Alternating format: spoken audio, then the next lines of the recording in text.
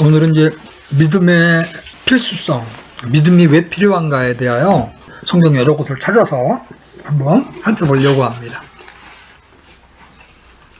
우리가 오늘 아침에 암송했던 말씀이 히브리 11장 6절이에요. 그죠? 그러나 믿음이 없이는 하나님을 기쁘게 하지 못하나니 그분께 가는 자는 반드시 그분께서 계시는 것과 또 그분께서 부지런히 자신을 찾는 자들에게 보상해 주시는 분임을 믿어야 하느니라.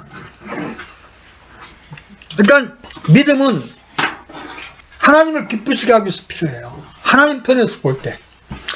이 히브리서 11장 6절 앞에 어떤 믿음의 사람이 등장해요? 두 사람이 나오죠. 아벨과 에녹이 나오죠. 그 두 사람의 믿음의 특징이 뭐예요? 한 사람은 믿음으로 의롭게 되었습니다. 그렇죠? 자신이 드린 희생 헌물을 통하여 하나님 앞에 의롭다함을 얻었습니다. 자, 에녹에 와서는 에녹은 하나님과 동행하면서 하나님을 기쁘시게 하는 자가 되었습니다. 그렇죠? 오늘날 복음주의 진영에서조차 의롭게 된 걸로 끝나버리는 거예요. 아, 나 의인이다. 의롭게 되었다. So what? 그래서 어쩌자는 거냐? 성경은 예수님을 통해서 우리가 의롭게 된 다음에 전진해야 될 부분을 말해주고 있는데 그게 뭐예요? 바로 하나님과 동행하면서 그분을 기쁘시게 하는 거예요. 그 두 믿음의 사람을 말하고 난 다음에 히브리서 기자는 그러나 믿음이 없이는 하나님을 기쁘시게 하지 못한다 이렇게 말하는 거예요. 오늘날 우리가 절실하게 배워야 할 삶 중에 하나가 믿음에 의한 삶입니다. 여러분, 믿음에 의한 삶의 반대는 뭐예요? 보이는 대로 사는 겁니다. 내 육신을 따라 사는 겁니다. 그래서 믿음에 의한 삶은 우리 신앙의 핵심 중에 핵심이에요. 우리가 믿음에 의한 삶을 살 때 비로소 하나님의 진정한 생명을 맛볼 수 있고 이 세상에서 진정한 승리를 경험할 수가 있습니다. 또 믿음에 의한 삶은 우리 신앙의 본질인 하나님과의 친밀한 교제의 완성이라고 할 수 있습니다. 하나님을 알고 사랑하는 삶은 반드시 믿음에 의한 삶으로 열매를 맺어야 합니다. 아무리 우리가 하나님을 알고 사랑한다 말할지 몰라도 믿음에 의한 삶을 살고 있지 않으면 우리는 실제로 하나님을 전혀 모르고 있는 것과 같은 겁니다. 특히 이 시대를 살아감에 있어서 우리는 하나님만을 전적으로 의지하는 믿음에 의한 삶을 반드시 배워야 합니다. 왜냐하면 하나님과 그분의 말씀이 조롱을 받는 시대에 살고 있기 때문에 그렇습니다. 언젠가 제가 한번 설교도 다루겠지만 지금은 하나님의 백성을 온 세상이 지금 포위해 들어오고 있습니다.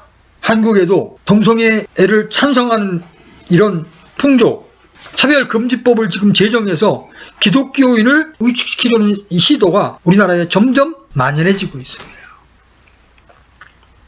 그때 우리가 이 세상의 풍조를 이기고 승리하려면 우리 안에 믿음이 있어야 되는 거예요.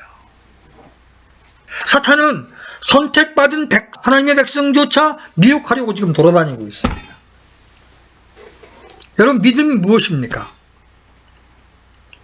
히브리서 11장 1절에도 정의가 있지만 그냥 우리가 알아듣기 쉽게 이야기한다면 믿음은 창조주의자 구속주이신 하나님을 믿고 그분의 약속을 신뢰하며 그분의 명령을 순종하는 것입니다.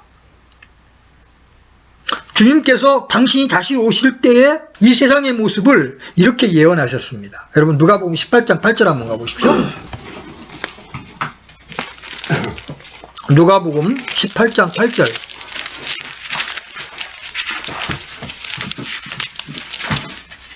찾으셨으면 같이 읽겠습니다. 시작.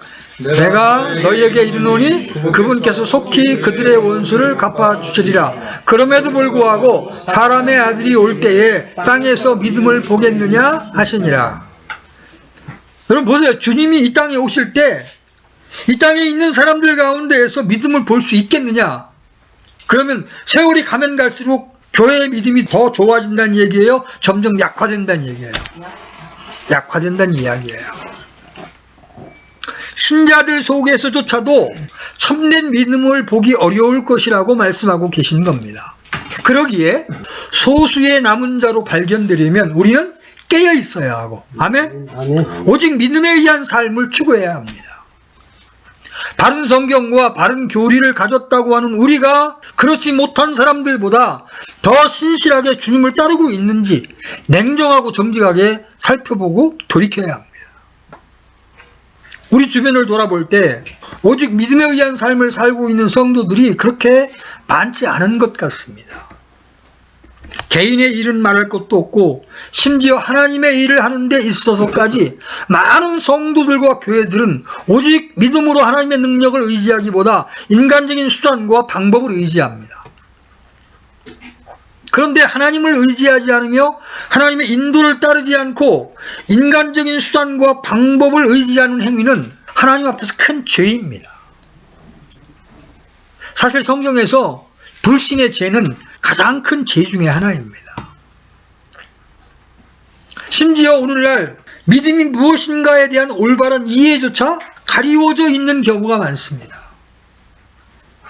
그러다 보니까 교회 안에 살며시 들어온 거짓 신앙 체계가 있습니다.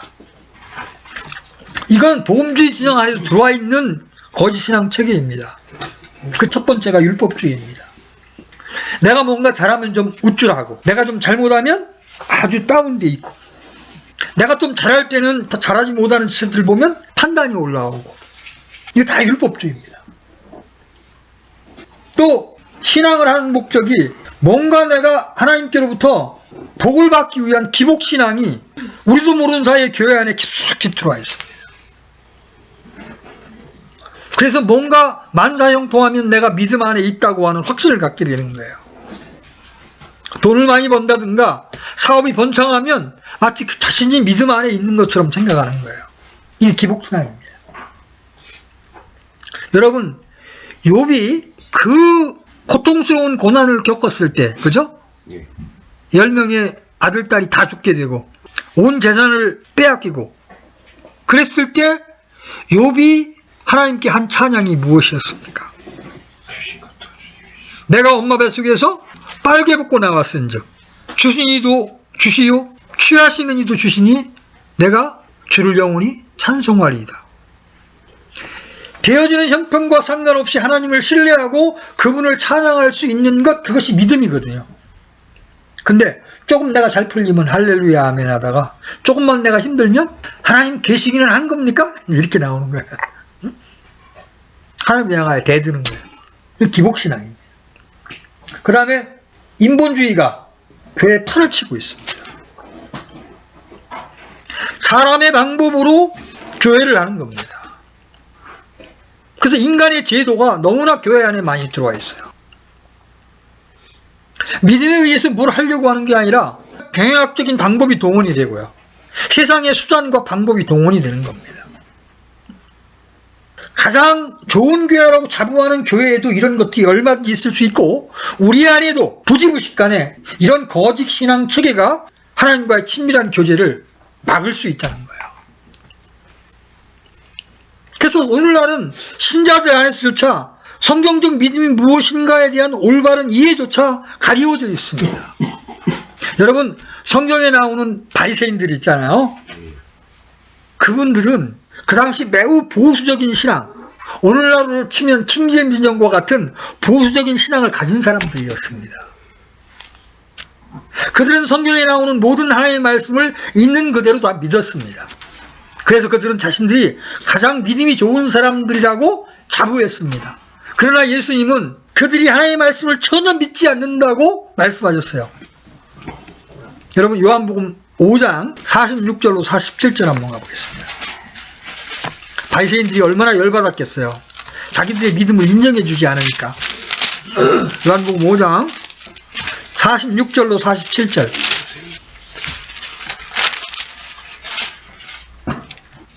같이 읽습니다. 시작. 너희가 모세를 믿었다면 나를 믿었으리니 그는 나에 대하여 기록하였느니라. 그러나 너희가 그의 글도 믿지 아니하거든 어찌 내 말을 믿겠느냐 하시니라. 그들에게는 무엇이 성경에서 말하는 믿음이냐에 대한 올바른 이해조차 가리워져 있던 겁니다. 오늘날 많은 성도들의 모습이 그런 것 같습니다. 믿음에 의한 삶은 하나님을 기쁘시게 하는 데 필요할 뿐만 아니라 우리 신앙의 모든 면에서 필수입니다. 사실 신앙이라는 말 자체가 믿음이라는 말이잖아요. 그렇죠? 그래서 우리 신앙의 모든 부분이 어떻게 오직 믿음으로만 가능한가에 대해서 오늘 살펴보려고 하는 거예요. 한마디로 말해서 우리의 신앙생활은 처음부터 끝까지 오직 믿음에 의한 삶입니다. 아멘? 아멘. 한번 살펴봅시다. 우리의 신앙의 여러 부분에 어떻게 믿음이 필요한지 보십시다. 첫째, 우리가 구원을 받는 것, 우리가 하나님 앞에 의롭게 되는 것은 오직 믿음으로만 가능합니다. 아멘? 아멘. 우리 신앙생활의 가장 기본적이고 필수적인 부분은 우리의 구원일 겁니다. 그렇죠? 구원을 받지 않고 교회를 다니는 건 아무 의미가 없는 거예요. 그래서 거듭나야 되는데 우리가 구원을 받는 것은 오직 믿음으로만 가능하다고 성경은 말씀하고 계세요. 그죠?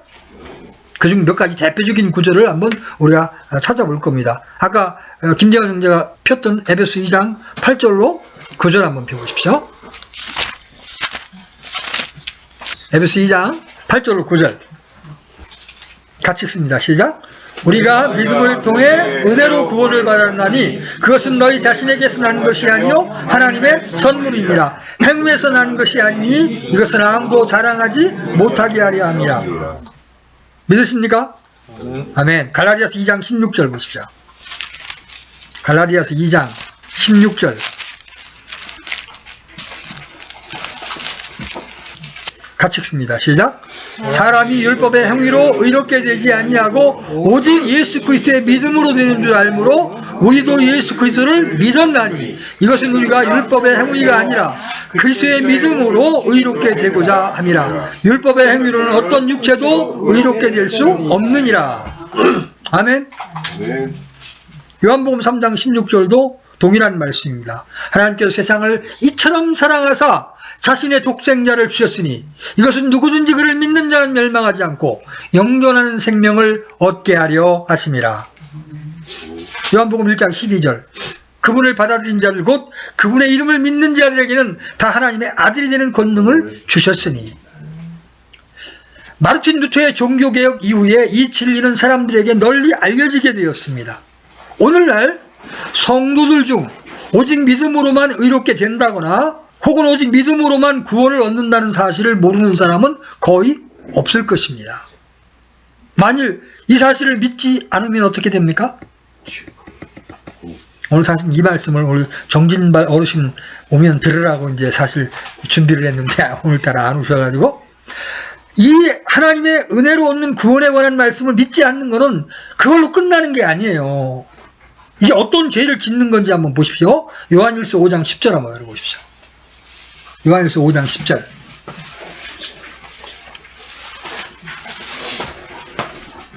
찾으셨으면 같이 읽겠습니다. 시작. 하나님의 아들을 믿는 자는 자기 안에 이 증언을 가지고 있고 하나님을 믿지 않는 자는 그분을 거짓말하는 자로 만들었나니 이는 하나님께서 자기 아들에 관하여 주신 증언을 그가 믿지 아니하기 때문이다. 복음을 믿지 않는 것은 단순히 복음을 믿지 않는 게 아니라 하나님을 거짓말쟁이로 만드는 거예요. 근데 문제는 믿음으로 의롭게 된다는 말의 진정한 의미가 무엇인가를 알고 있느냐는 거예요. 여러분, 우리가 구원을 말할 때, 여기 잘 보세요. 구원을 말할 때, 이 전가라고 하는 부분을 빼놓지 않고 여러분들이 이해해야 합니다. 여러분, 여기 십자가가 있습니다. 예수님께서 노뱀처럼 여기에 매달려 계십니다. 거기 여기 죄인인 내가 있습니다. 예수님이 십자가에서 나의 죄를 짊어지시고 죽으셨다는 사실을 내가 믿게 될 때 이 죄인이 가지고 있던 죄의 짐은 예수님께로 넘어갑니다. 이걸 죄의 전가라고 말합니다. 죄 없는 의로운 분이신 하나님의 아들께서 나의 모든 죄의 짐을 대신 담당하시는 거예요. 그리고 이 십자가에서 나를 위해 죽으셨다가 부활하신 예수 그리스도를 내가 믿는 순간 그분의 의가 내게 전가가 됩니다. 자, 보세요. 두 방면의 전가가 있죠. 내 죄는 십자가를 바라볼 때 내 죄는 예수님께 넘어갑니다.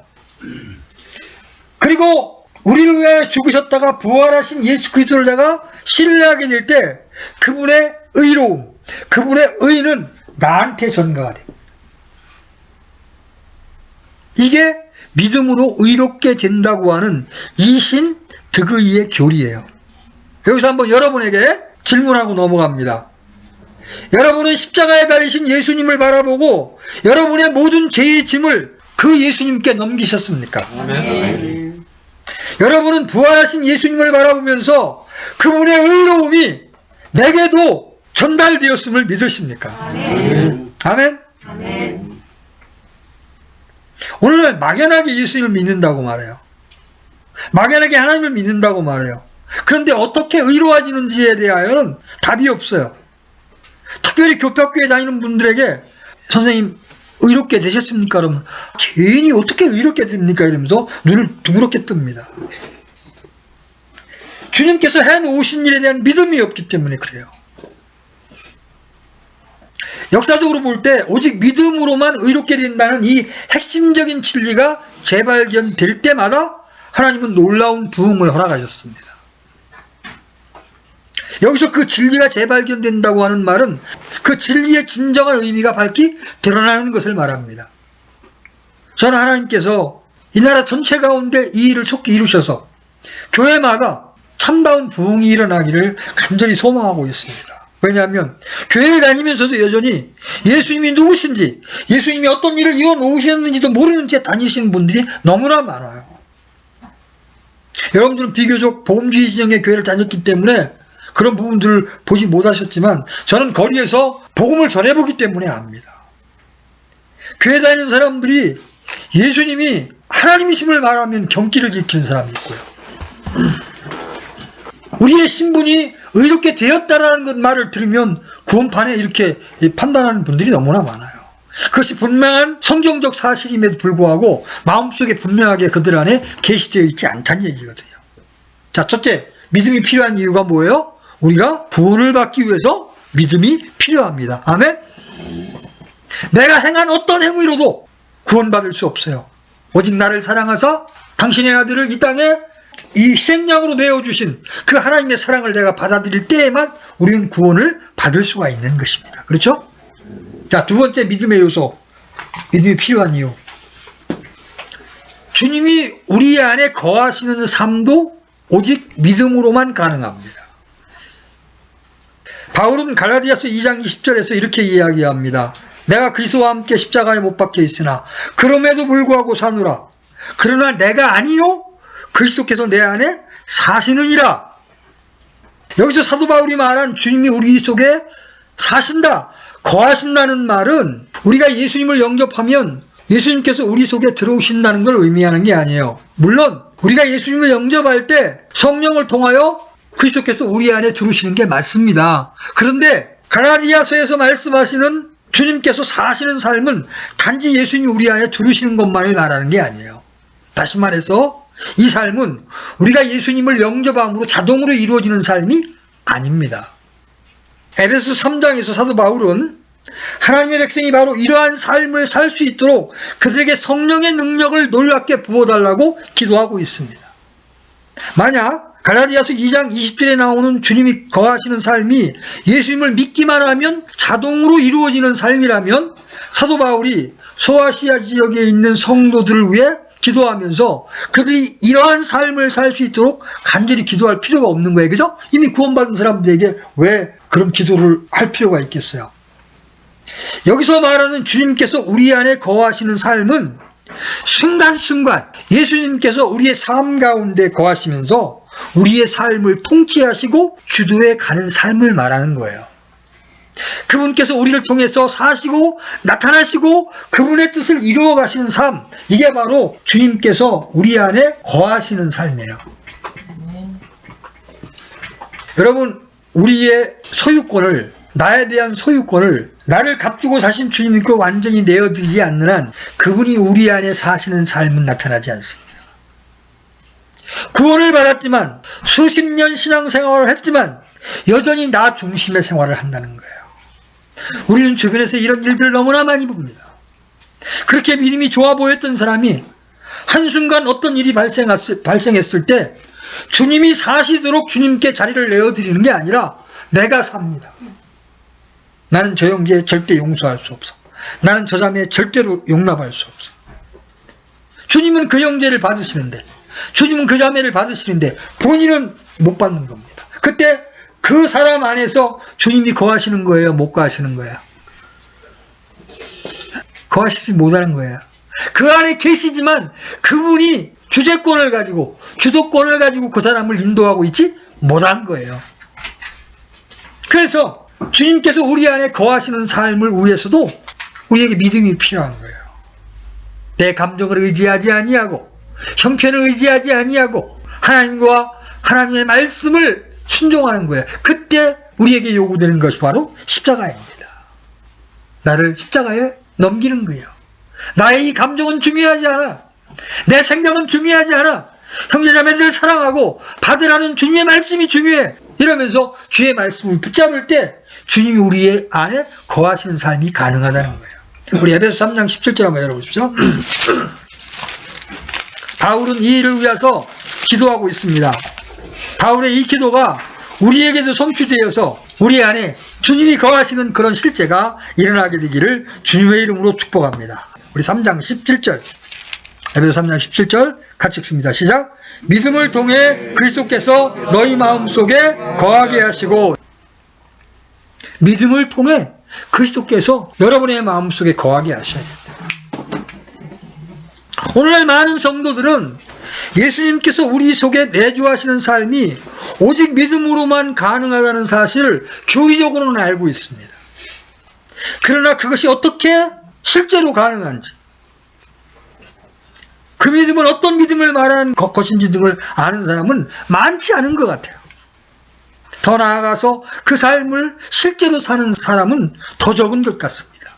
그만큼 오늘날 하나님의 백성들 가운데 믿음에 대한 올바른 이해가 가리워져 있다고 할 수 있습니다. 요새는 제가 좀 뜸하지만 과거 제가 한 5년 동안 집중적으로 십자가에 대한 말씀만을 전했습니다. 왜냐하면 내가 죽지 않거든요. 주님이 우리 안에서 거하실 수가 없어요. 내 육체가 팔팔하게 살아가지고는 주님이 우리 안에 거하실 재간이 없는 거예요. 자, 세 번째, 왜 우리는 믿음으로 사는 것이 필요합니까? 자, 성령의 능력을 경험하는 것, 이것도 오직 믿음으로만 가능합니다. 오늘날 성령의 능력을 받으세요, 이런 말을 들으면 대부분의 성도들의 머릿속에 어떤 생각이 떠올라요? 많은 양의 기도와 금식이 떠오릅니다. 그죠? 우리 오래전부터 성령의 은사들과 능력을 받으려면 나무 뿌리를 붙잡고 나무 뿌리가 뽑히도록 기도해야 한다는 이야기를 많이 들어왔습니다. 그래서 방언을 받으려면 조그만 나무 뿌리를 뽑아도 될지 모르지만 예언의 은사를 받으려면 큰 나무 뿌리를 뽑을 만큼 기도를 많이 해야 된다고 하는 웃지 못할 이야기들이 있습니다. 그 전에 미국에서 이 성령의 능력이 놀랍게 나타나는 한 세미나가 있었는데 한국에서도 많은 목회자들이 참석했답니다. 그때 참석자들을 위해서 기도해주는 기도 사역자들 중에 어른들 뿐만 아니라 젊은 10대 아이들도 있었습니다. 하나님께서 그 젊은 아이들을 통해서 놀라운 일들을 나타내셨습니다. 그러니까 한국에서 간 목회자들이 그 젊은이들을 통해서 하나님의 놀라운 역사를 경험했습니다. 그런데 그 목회자들 중에 많은 분들이 그 하나님의 능력을 나타내는 젊은 아이들에게 똑같은 질문을 한 거예요. 서로 짜고 한 것도 아닌데 신기하게도 똑같은 질문이 나왔어요. 그 질문이 뭔지 알아요? 너 하루에 몇 시간 기도하니? 너 성경 얼마나 읽니? 그만큼 우리나라에 있는 목회자들과 성도들은 성령의 능력을 우리의 기도와 헌신과 노력으로 얻는 것으로 인식을 합니다. 그러나 성경은 우리가 성령의 능력을 경험하는 것은 오직 믿음으로 된다고 강력하게 말씀하고 계십니다. 여러분 갈라디아서 3장 1절 5절 한번 열어보십시오. 갈라디아서 3장 1절 5절 찾으셨으면 같이 읽겠습니다. 시작. 오 어리석도다 갈라디아 사람들아, 예수 그리스도께서 십자가에 못 박히신 것이 너희 가운데 눈앞에 분명하게 제시되었거늘 누가 너희를 깨어 너희가 진리에 순종하지 못하게 하더냐. 내가 너희에게 다만 이것을 알고자 하노라. 너희가 율법의 행위로 성령을 받았느냐 믿음에 관하여 들음으로 받았느냐. 너희가 그렇게 어리석으냐. 너희가 성령 안에서 시작하였다가 이제는 육체로 완전해지고자 하느냐. 너희가 그토록 많은 것들로 헛되이 고난을 당하였느냐. 과연 그 일이 헛되냐. 그런즉 너희에게 성령을 제공해 주시고 너희 가운데에서 기적들을 행하시는 그분께서 그것을 율법의 행위로 하시느냐 믿음에 관하여 들음으로 하시느냐. 답이 명쾌하죠? 믿음으로. 내가 얼마나 부패한 죄인지에 대하여 말씀하시는 하나님의 말씀을 믿고 그런 나를 위하여 죽으시고 그런 나를 위하여 부활하신 예수님을 믿을 때, 그리고 내게 성령이 필요함을 주님 앞에 간구할 때, 그때 믿음을 통하여 성령의 능력이 우리에게 임하는 겁니다. 자, 네 번째, 치료를 위해서도 믿음은 필수입니다. 성령은 믿음과 치유가 밀접한 관계가 있음을 분명히 하고 있습니다. 성경 몇 구절만 보아도 이 점을 확실히 알 수 있습니다. 여러분, 마태복음 9장 20절로 22절 열어보십시오. 마태복음 9장 20절로 22절. 여기 12의 혈루병을 앓던 여자 이야기가 나옵니다. 같이 한번 읽어보겠습니다. 시작. 보라, 12해 동안 혈루증을 앓던 한 여자가 그분 뒤로 와서 그분의 옷단에 손을 대니 이는 그녀가 속으로 이르기를 내가 그분의 옷에 손을 대기만 해도 온전하게 되리라 하였기 때문이더라. 그러나 예수님께서 돌이켜 그녀를 보시며 이르시되 따라 안심하라, 내 믿음이 너를 온전하게 하였느니라 하시니 그 여자가 그 시각부터 온전하게 되니라. 이 혈루병을 앓는 여인에게는 믿음이 있었습니다. 내가 저분의 옷단만 만져도 내 병이 나으리라. 믿음으로 치유를 받습니다. 여러분, 소경이 눈을 뜨는 이야기에서도 우리는 믿음이 필요한 걸 보게 되죠. 여러분, 마태복음 뒤로 넘어가셔서 27절로 29절 보세요. 27절로 29절 같이 읽습니다. 시작. 예수님께서 거기서 떠나갔을 때에 눈먼 두 사람이 그분을 따르며 소리질러 이르되 다윗의 자손이여 우리에게 긍휼을 베푸소서 하더라. 그분께서 집에 들어가심에 그 눈먼 사람들이 그분께 나아오더라. 예수님께서 그들에게 이르시되 너희는 내가 능히 이 일을 할 수 있다고 믿느냐 하시니 그들이 그분께 이르되 주여 그러하오이다 하매 이에 그분께서 그들의 눈에 손을 대시며 이르시되 너희 믿음대로 그 일이 너희에게 이루어질지어다 하시니. 예수님이 치유하실 때 대부분의 경우에 있어서 환자 본인의 믿음이든지 혹은 주위 사람의 믿음이든지 그 믿음을 가진 자를 찾으셨습니다. 여러분, 이게 중풍병 걸린 사람, 마비병 걸린 사람을 친구들이 이렇게 메워오죠, 그죠? 그때 그 친구들의 믿음을 보시고 주님께서 그 38년 된 마비병 환자를 고치시는 장면을 우리는 마태복음 9장 2절에서 볼 수가 있습니다. 여러분, 치유와 믿음은 불가분의 관계에 있는 겁니다. 여러분, 병원에 가도 증상이 나타나지 않고 호전되지 않을 때 여러분이 주님께 믿음으로 치유를 구하셔야 합니다. 우리 교회 안에서 그런 일들이 여러 번 있었어요. 우리 부처님도 어깨가 파쇄되셔가지고 안에 근육이 끊어져가지고 올리시지를 못했어요. 병원에 가도 답이 없어요. 우리가 할 수 있는 일은 믿음으로 기도하는 것밖에 없어요. 경제자매들이 다 믿음으로 기도하고 안수해주고 세월이 흘렀는데 어느 날 부처님이 이거 올라가네. 통증이 사라지고 다리도 그렇고. 믿음으로 하나님은 우리를 고치실 수 있다는 믿음으로 그분께 아뢰고 그분을 신뢰하게 될 때 하나님께서 치유해 주시는 역사가 오늘날도 얼마든지 일어날 수 있는 거예요. 예수님은 이 땅에 오셔서 하나님의 놀라운 역사를 이루시면서 사람들에게 믿음의 분위기를 만들려고 애를 쓰셨습니다.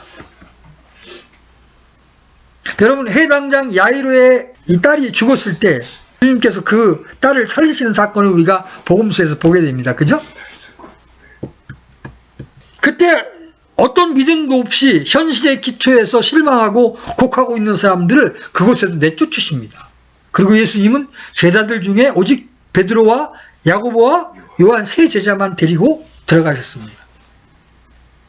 성령께서 임재하시고 사람들이 치유의 역사를 일으키시는 하나님 능력에 대한 믿음으로 충만해 있을 때 치유가 일어날 가능성은 그만큼 높아지는 거예요. 반면에 사람들이 치유하시는 하나님을 신뢰함으로 기대하지 않을 때 하나님의 역사는 제한됩니다. 우리는 예수님의 고향 마을에서 일어났던 사건에 대해서 그 점을 분명하게 알 수 있어요. 마태복음 13장 57절 58절 한번 보십시오.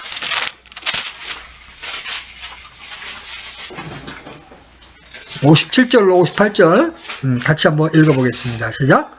그분으로 인해 실조가 아니라 그러나 예수님께서 그들에게 이르시되 대언자가 자기 고향과 자기 집 외에는 존경받지 못하는 일이 없느니라 하시고 그들이 믿지 아니하므로 거기서는 능력 있는 일들을 많이 행하지 아니하시느니라. 그 예수님이 하실 일을 우리 스스로 제한을 해버리면 주님도 우리의 그 믿음의 제한을 받으셔서 하실 일을 하시지 못하게 된다는 거예요. 자, 다섯 번째, 이게 다 우리 지금 신앙생활에 필요한 요소들이죠. 자, 기도의 응답을 위해서도 믿음은 필수적입니다. 오늘날 대부분의 성도들은 우리의 기도가 응답되기 위해 믿음이 필요한 것을 압니다. 성경이 명백하게 그렇게 말씀하고 있기 때문입니다. 여러분 마가복음 11장 23절로 24절 한번 열어보십시오. 마가복음 11장 23절로 24절 같이 읽습니다. 시작. 진실로 내가 너희에게 이르노니 누구든지 이 산에게 이르기를 옮겨져서 바다에 빠지라 하면 마음속으로 의심하지 아니하고 자기가 말하는 그것들이 이루어질 줄 믿으면 그가 무엇을 말하든지 다 받으리라. 그러므로 내가 너희에게 이르노니 너희가 기도할 때에 무엇을 원하든지 너희가 그것들을 받은 줄로 믿으라. 그리하면 너희가 그것을 받으리라. 근데 우리가 기도해도 응답이 안 되니까 점점 기도에 대해서 이제 우리가 자신감을 잃어갑니다. 그러면서 우리도 모르는 사이에 하나님의 능력을 제한해 버립니다. 그래서 야고보 사도는 그런 우리에게 어떻게 권면해 줍니까? 야고보서 1장 6절로 7절. 야고보서 1장 6절로 7절.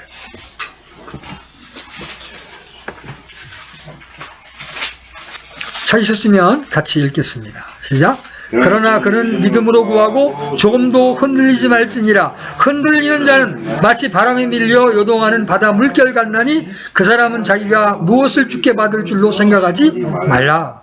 오늘날 많은 성도들은 최소한 이론적으로는 우리가 믿음으로 기도의 응답을 받는다는 사실을 잘 압니다. 그러나 실천적으로 그렇지 못한 경우가 많습니다. 많은 성도들은 하나님께로부터 기도 응답을 받는 것을 마치 권투 선수들이 체중을 줄이려고 한증막에 들어가서 두꺼운 트레이닝을 입고 막 뛰는 그것을 연상합니다. 얼마나 힘들겠습니까? 그런데 오늘날 많은 성도들은 기도 응답을 받는 것을 그렇게 혹은 그것보다 더 어렵게 생각합니다. 또 얼마나 많은 시간과 노력과 금식을 해야 기도가 응답될까 이렇게 생각합니다. 성경은 기도 응답에 대하여 그 반대로 말하고 있음에도 불구하고 말입니다. 우리가 마태복음 7장 9절로 11절을 보면 이런 말씀이 나와요. 너희 중에 누가 자기 아들이 빵을 구하면 돌을 주겠느냐? 혹은 그가 생선을 구하면 그에게 뱀을 주겠느냐? 그런즉 너희가 악할지라도 너희 자녀들에게 좋은 선물들을 줄 줄 알거든 하물며 하늘에 계신 너희 아버지께서 자기에게 구하는 자들에게 좋은 것들을 얼마나 더 주시겠느냐? 여러분, 하나님은 우리에게 좋은 것들을 주시기를 원하십니다. 아멘? 근데 때로 우리가 좋지 않은 것들을 구함으로 하나님이 응답하지 않으실 때가 많아요. 저걸 해주면 오히려 부자되게 해주십시오. 저 돈을 주면 저 사람은 타락할 수 있어. 그러면 하나님 그 응답 안 하십니다. 그러나 정말 우리에게 좋은 것, 하나님의 뜻에 합한 것을 구하면 하나님은 흔들리지 않고 믿음으로 구할 때 반드시 응답해 주시는 분이십니다. 그래서 기도에도 믿음이 필요합니다. 지난번에 어떤 자매님이 남편의 구원을 위해서 이렇게 마음을 쓰고 그럴 때 제가 그런 말씀을 해드렸어요. 자, 사도행전의 말씀을 믿음으로 붙들어라. 자, 주 예수 그리스도를 믿으라. 그리하면 내가 구원을 받고 내 집안이 구원을 받으리라는 그 약속의 말씀을 믿고 그 약속을 청구서로 하나님께 내밀어라. 하나님 제게 약속하셨지 않습니까? 막연하게 하나님 우리 남편을 구원해 주십시오 이렇게 기도하지 말고 하나님 제게 약속하셨지 않습니까? 제가 믿으면 저의 집도 구원해 주실 것이라고 약속해 주셨지 않습니까? 그래서 하나님이 약속하신 그 약속을 믿고 기도할 때 하나님은 응답을 빨리 해주십니다. 제가 우리 아버님에 대해서 기도할 때 벽창호시라 도무지 이게 말씀이 시도 안 들어가는 거예요. 그래서 어떤 형제하고 교제하게 되는데 그 형제가 이렇게 말해요. 형제님을 구원하신 그분이 형제님의 아버님도 구원하실 걸 믿으십니까? 난 그거 못 믿었지. 우리 아버지는 안 될 것 같아. 형제님이 그걸 못 믿는데 하나님을 신뢰하지 않는데 하나님이 어떻게 형제님, 아버님 안에 역사할 수 있습니까? 먼저 형제님이 이루실 것이라는 믿음을 가지셔야 합니다. 그래서 그날부터 제가 이제 기도가 바뀌었어요. 막연하게 우리 아버지를 구원해 주십시오 이렇게 기도하다가 하나님 주 예수 그리스도를 믿으라 그리하면 내가 구원을 받고 아멘 제가 그 약속을 따라 구원을 받았습니다. 이제 뒤에 있는 그리고 내 집안이 구원을 얻으리라 이제 그 말씀을 하나님께 약속으로 붙잡고 이 시간 청구합니다. 하나님 응답해 주십시오.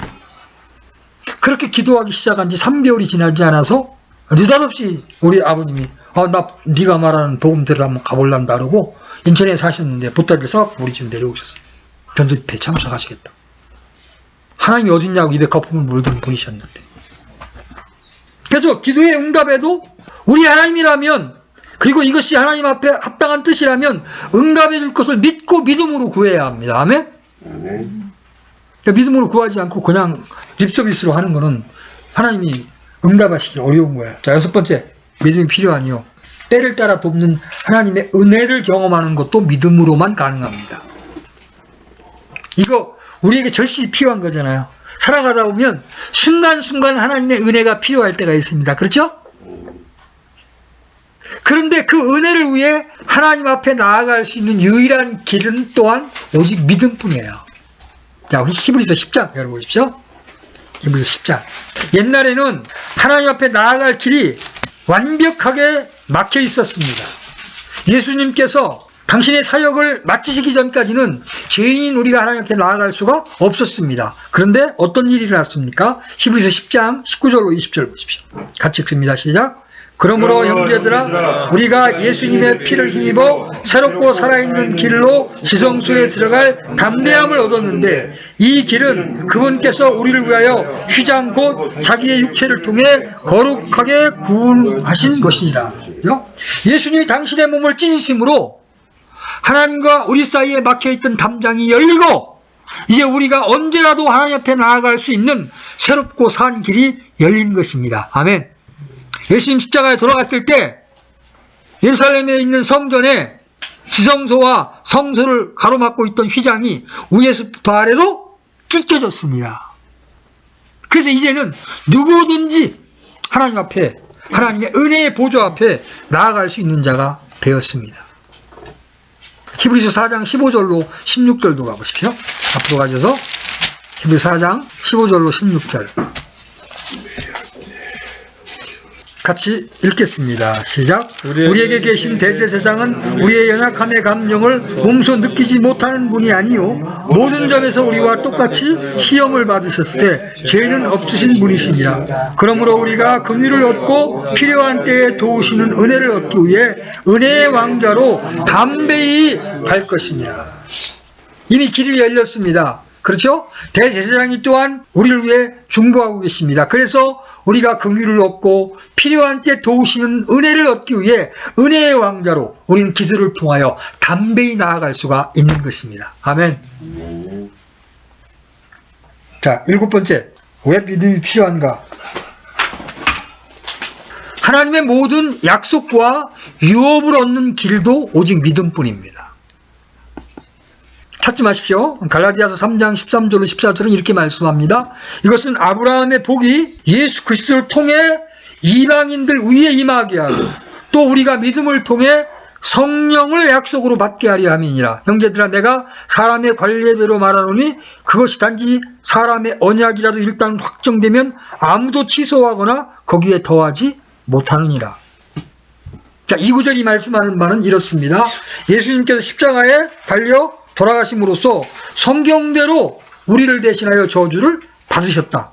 그래서 우리를 율법의 저주에서 속량하셨다. 그 결과 믿음으로 말미암아 하나님께서 아브라함에게 약속하신 복이 이방인 우리들에게 미치게 되었다. 그리고 그 복 중에 하나는 바로 약속하신 성령이다. 우리는 믿음으로 성령을 받았습니다. 그렇죠? 아멘. 여러분, 광야 생활을 하던 이스라엘 백성들은 하나님의 그 놀라운 약속과 유업을 믿음이 없어서 놓쳐버렸습니다. 그죠? 자, 이스라엘 백성들이 하나님께서 주시겠다고 하는 카나안 땅을 믿음으로 가면 되는데 정탐꾼을 보냈더니 12명의 정탐꾼 가운데 12명이 와, 거기가 진짜 젖과 꿀이 흐르는 땅이긴 땅인데 사람들이 장대 같아. 우리는 메뚜기 같아. 우리 가면 다 죽는다. 하나님은 들어가서 거기를 점령하라고 말씀하셨는데 그들에게 믿음이 없는 거로 불신의 말을 해서 40년 동안 광야를 돌다 광야에서 다 죽게 됩니다. 여러분, 히브리서 3장으로 가보십시오. 히브리서 3장으로. 3장 12절 보십시오. 3장 12절 같이 읽습니다. 시작. 형제들아, 너희 중에 어떤 사람에게는 믿지 아니하는 악한 마음이 있어 살아계신 하나님을 떠난 일이 생기지 않도록 조심하라. 여러분, 18절로 19절도 한번 내려가 보십시오. 18절로 19절. 시작. 또 그분께서 누구에게 맹세하사 그들이 안식에 들어오지 못하리라 하셨느냐? 오직 믿지 아니한 자들이 아니냐. 그러므로 우리는 그들이 믿지 아니하여 능히 들어가지 못하였음을 아노라. 이 구약의 이스라엘 역사가 우리에게 보여주는 교훈이 무엇입니까? 하나님의 약속과 유업을 성취하는 일도 믿음으로만 가능한 겁니다. 오늘날 우리가 살고 있는 이 시대는 과거 어느 시대보다 하나님의 유업의 실현과 약속의 성취에 있어서 그 잠재력이 가득한 시대입니다. 언제 주님 오실지 이제 모르는 급박한 상황 속에 우리가 살고 있어요. 이 시대의 하나님은 무엇보다 믿음의 용사를 찾고 계시고 믿음의 용사를 세우고 계십니다. 왜냐하면 하나님의 모든 유업은 오직 믿음에 의한 삶을 사는 사람을 통해서만 실현될 수 있기 때문에 그렇습니다. 자, 8번째. 우리의 사역을 위해서도 믿음이 필수적입니다. 우리의 사역. 우리가 성경이 말하는 사역의 올바른 성격을 이해하면 이 부분을 더욱 확실하게 볼 수 있어요. 우선 성경에서 말하는 사역은 먼저 하나님께서 자신의 일을 하시는 겁니다. 여러분들 그것을 정확히 이해해야 합니다. 우리가 하나님을 위해 무엇인가를 열심히 봉사하는 것을 말하는 게 아니에요. 노아에게 새로운 인류를 위해 방주를 짓게 하신 것, 아브라함에게 하나님이 지시한 땅으로 가서 하나님을 위한 한 백성을 세우게 하신 것, 이집트에서 이스라엘 백성을 건져내게 하신 것, 이것 모두 다 누가 계획한 거예요? 하나님께서 계획하시고 하나님의 능력과 자원으로 성취시키신 일이에요. 다만 거기에 아브라함과 모세는 하나님의 사역자로 쓰임을 받은 것뿐이에요. 주님 자신도요, 복음서를 읽어보면 자신은 스스로 아무것도 할 수 없다고 말씀하십니다. 여러분, 요한복음 5장에 그런 말씀 즐비하게 많죠? 나는 스스로 아무것도 할 수 없느니라. 성경이 말하는 사역은 모두 하나님께서 주도하시는 겁니다. 따라서 우리 나름대로 좋은 동기를 가지고 하나님을 위해 열심히 수고했을지 몰라도 그것이 하나님의 계획과 합하지 않으면 그 모든 노력들이 아무런 의미가 없을 수 있습니다. 예를 들어 노아가 방주를 지으려는 하나님의 계획을 무시하고 나름대로 집집마다 열심히 전도만 했다면 그건 하나님 앞에 아무 의미가 없는 거예요. 그렇죠? 하나님은 하나님의 계획을 하나님의 사람들에게 알리십니다. 하나님의 일에 동참하라고 그들을 초청하시는 겁니다. 하나님은 이 땅에서 하나님의 사람들을 통해서 일하시기 원하시기 때문에 그렇게 하십니다. 우리가 하나님과 친밀한 교제 가운데 늘 머물러 있어야 할 중요한 이유 중에 하나도 여기에 있습니다. 하나님과 친밀한 교제 가운데 있어야 하나님의 행하심을, 하나님의 계획을 발견하고 그 계획 속에 나의 삶을 들여 동참할 수 있지 않겠습니까? 그렇게 동참하면 하나님의 자원과 능력으로 우리를 통하여 하나님의 계획을 성취시키는 거예요. 그것이 성경이 말하는 우리의 사역입니다. 그전에도 한번 말씀드렸는데 킹제임스에 있던 어떤 목사님이 저하고 이제 교제를 하면서 자기는 생전에 100개 교회를 세우는 것이 비전이라는 거예요. 저는 이 조그만 교회 하나도 감당을 못해 허걱대고 있는데 100개를 세우는 게 비전이래. 처음에는 굉장히 부러웠습니다. 그런데 제가 우리의 사역도 하나님의 뜻에 동참하는 것이라는 걸 깨닫고 난 다음에 그게 부러워지지 않더라고요. 그건 자신의 야망이지. 하나님이 그 형제님을 향하여 가지고 있는 계획이라는 보장이 없잖아요. 그죠? 하나님 오늘 하루도 당신의 사역에 쓰임받기를 원합니다. 부족하지만 하나님이 저를 쓰실 때가 있다면 저를 써주십시오. 그러면서 한 걸음 한 걸음 주님의 인도를 받아가는 것이 사역이지, 내가 거창한 포부를 세우고 내 계획과 방법대로 사역을 해나가는 것이 믿음으로 행하는 것이 아니라는 것이죠. 그래서 우리의 사역마저도 믿음으로 해야 된다. 그래서 우리가 이렇게 하나님의 일의 동역자로 동참하기 위해서도 믿음이 필수다. 하나님은 하나님만이 할 수 있는 일에 우리를 초청하십니다. 이스라엘을 이집트에서 건져내신 일, 기드온을 통해서 미디안의 손에서 이스라엘을 건져내신 일 등을 보십시오. 그게 우리가 할 수 있는 일이에요? 하나님만이 하실 수 있는 일입니다. 다만 우리가 준비되어 있으면 하나님이 우리를 통하여 그 일을 하시는 겁니다. 그래서 우리는 거창한 계획이나 비전을 가지려고 하기보다 여러분이 하나님의 사람으로 합당하게 준비되는 것이 필요합니다. 준비되시면 여러분을 하나님이 사용해 주시는 거예요. 그 사역에 여러분 불러주시는 겁니다. 그래서 우리는 끊임없이 하나님과 동행하는 훈련을 해야 합니다. 이렇게 지금까지 우리 신앙의 중요한 부분들에서 어떻게 믿음이 필수적인가를 살펴보았습니다. 그런데 이것은 이 외에도 우리 신앙의 모든 면에서 마찬가지예요. 그래서 성경은 우리 신앙이 처음부터 끝까지 오직 믿음에 의한 삶이라고 말씀하고 계십니다. 로마서 1장 17절 한번 열어보십시오. 로마서 1장 17절. 로마서 1장 17절 같이 읽겠습니다. 시작. 복음에는 하나님의 의가 믿음에서 믿음까지 계시되어 있나니 이것은 기록된 바 의는 믿음으로 살리라 함과 같으니라.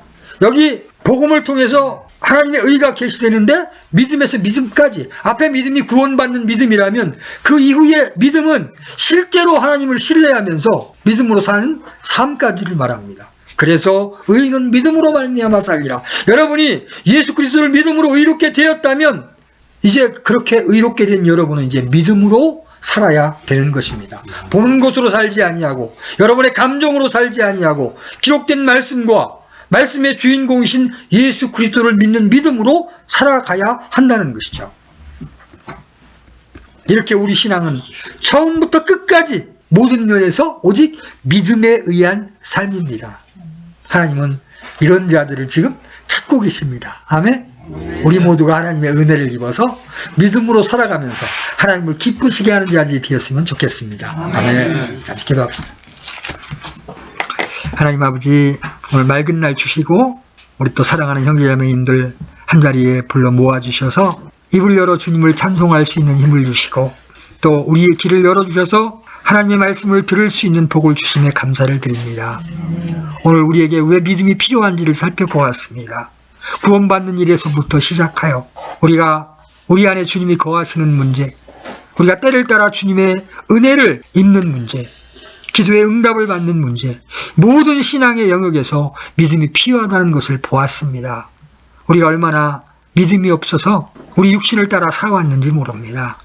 그러나 이제 믿음을 요구하시는 주님의 음성을 들었사오매 이제 매 순간 무엇을 선택하든 믿음으로 선택하며 행하는 자들이 될 수 있도록 하나님 우리를 인도해 주시기를 원합니다. 말씀을 통해 가르쳐 주시고 삶을 통해 우리를 빚어주시기를 원합니다. 그래서 마침내 우리가 믿음으로 걸으며 주님과 동행하면서 주님을 기쁘시게 하는 자로 살다 주님 앞에 서기를 원합니다. 주님 우리에게 은혜를 베풀어 주시옵소서. 예수님의 이름으로 기도드렸습니다. 아멘. 아멘.